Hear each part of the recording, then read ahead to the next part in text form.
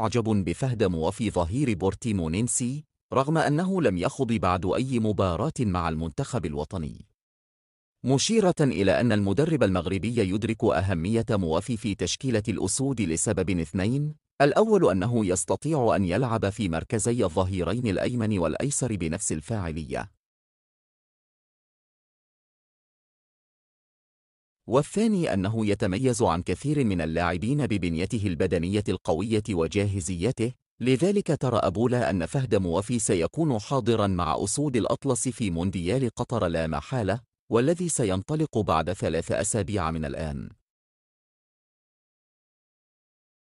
وضم وليد فهد موافي لصفوف المنتخب المغربي في الشهر الماضي عندما خاض أسود الأطلس وديتي الشيلي وباراغواي، لكنه لم يشارك في أي من المباراتين.